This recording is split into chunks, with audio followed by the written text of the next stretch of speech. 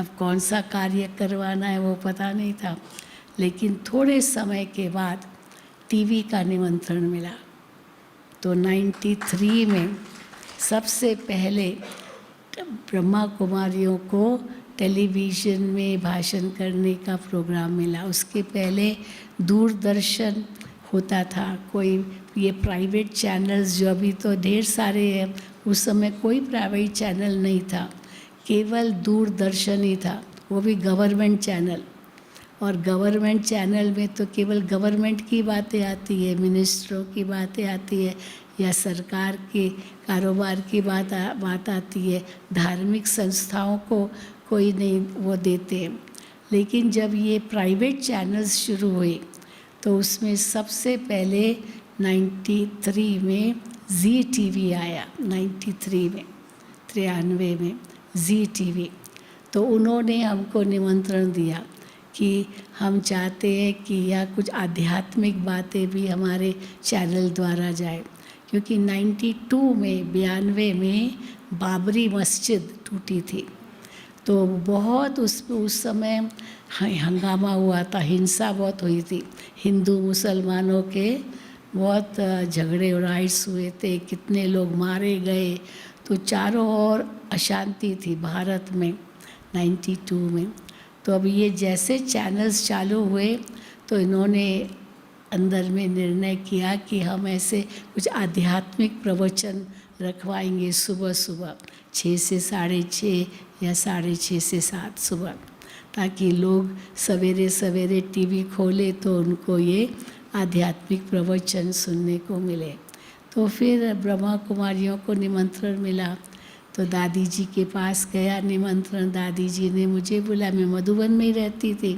तो दादी ने कहा तुम बॉम्बे जाओ और ये टीवी के लिए तुमको रिकॉर्डिंग करनी है। और तो मैंने कहा ठीक है। तो मैं गई बॉम्बे में और वहाँ वो टीवी स्टेशन पर गई। तो क्या रिकॉर्डिंग करनी है, किस पर बोलना है, तो मुझे तो कुछ पता नहीं था। मुझे तो यही कहा गया कोई बात नहीं, तुम राजयोग शिविर जो कराती हो ना उसी पर ही क्लास कराना, आत्मा परमात्मा चक्र ये सब। तो मैंने सोचा तो बहुत सहज है, हम तो वो करते रहते हैं। लेकिन जैसे मैं वहाँ पहुँची तो जो डायरेक्टर थी उस हिंदी प्रोग्राम्स की, ये आध्यात्मिक प्रोग्राम्स की, उसने मुझे बहुत वार्निंग दी।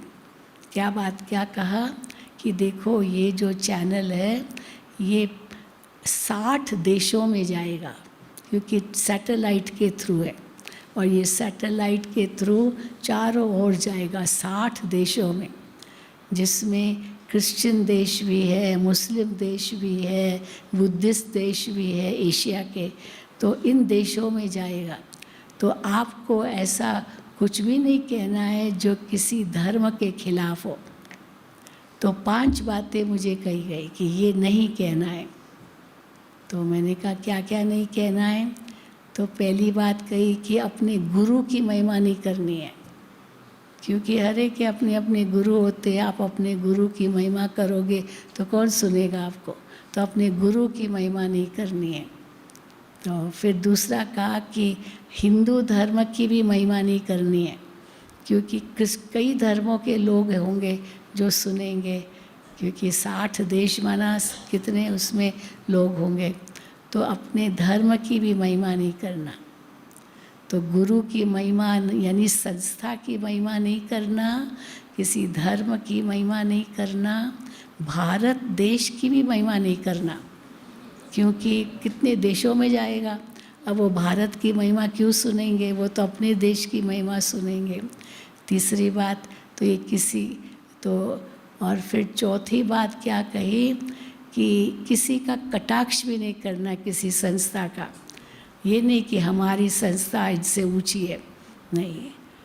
तो 5वीं बात क्या करनी है कि बस अच्छी अच्छी बातें सुनाओ, ताकि हमारे भारत में शांति बनी रहे, अच्छी अच्छी बातें। तो उस समय ये वैल्यू एजुकेशन का कोई प्रोग्राम इस प्रकार से नहीं होता था एजुकेशन विंग में भी।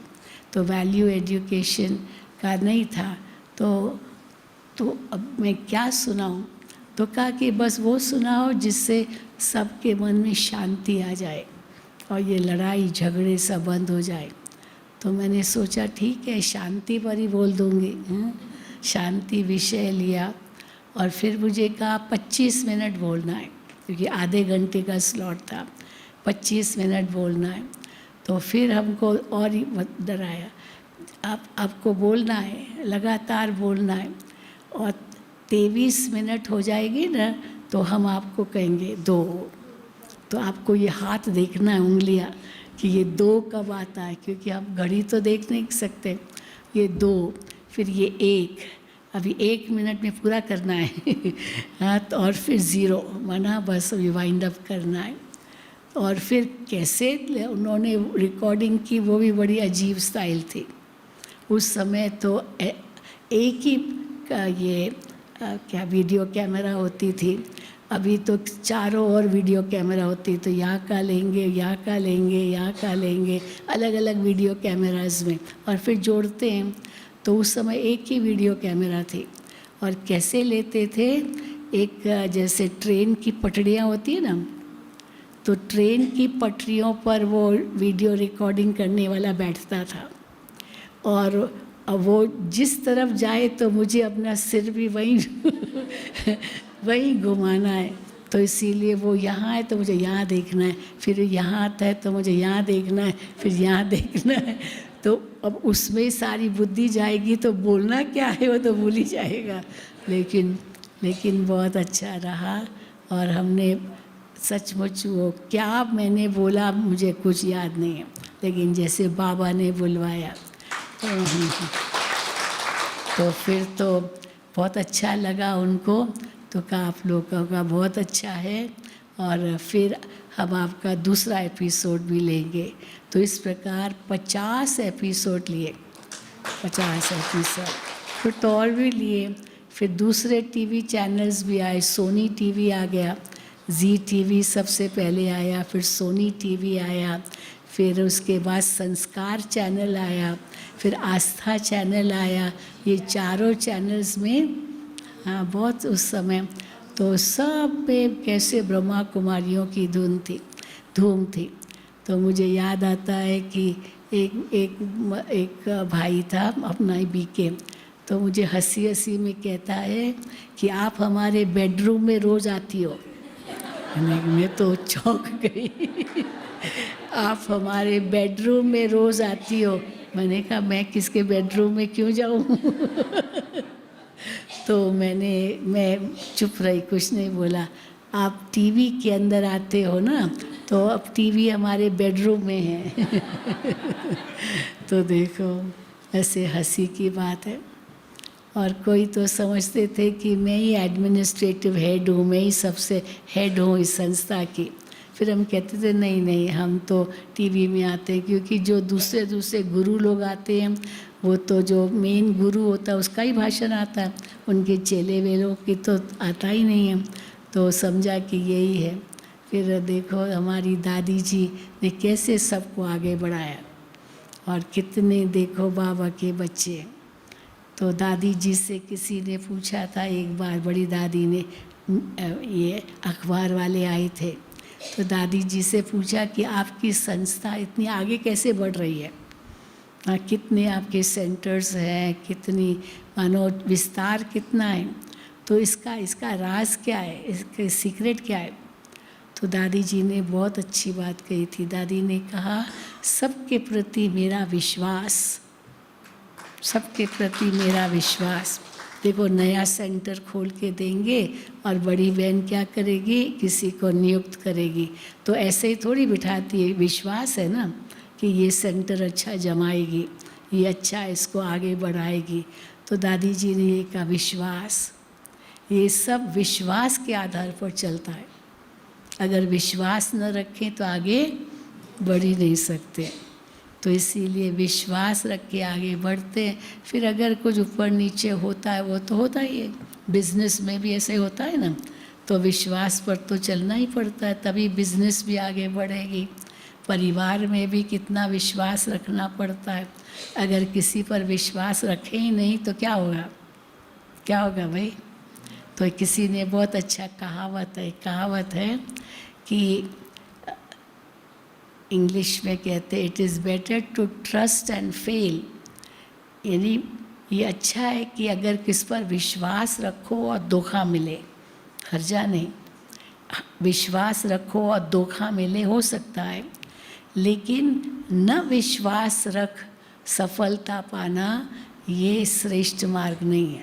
क्योंकि सफलता मतलब विश्वास रखा ही नहीं तो और सफलता पा ली, चलो सफलता पा भी ली परंतु अकेले रह जाएंगे क्योंकि किसी पर हमने विश्वास नहीं किया। तो जब तक हम विश्वास नहीं करते तब तक वो हमारे आगे कैसे आएंगे?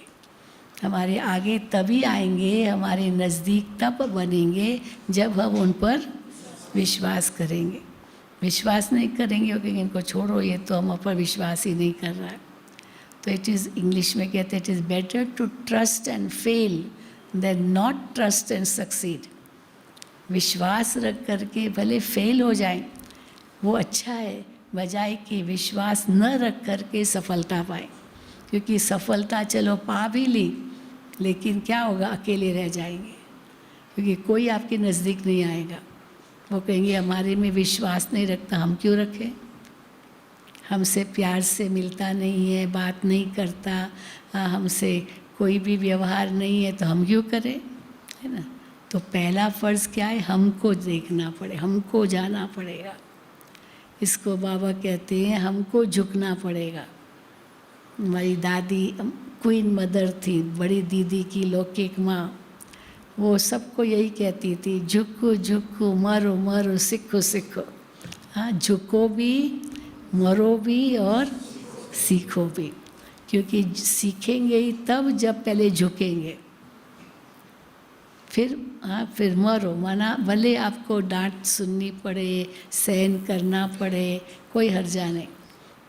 एक बार बाबा की मुरली में भी आया था, कई बच्चे कहते हैं मुझे ही मरना है क्या हाँ, मुझे ही मरना है क्या। हाँ, बाबा ने कहा हाँ, तुमको ही मरना है, लेकिन इससे तुम सीखोगे और उससे ही तुम आगे बढ़ोगे।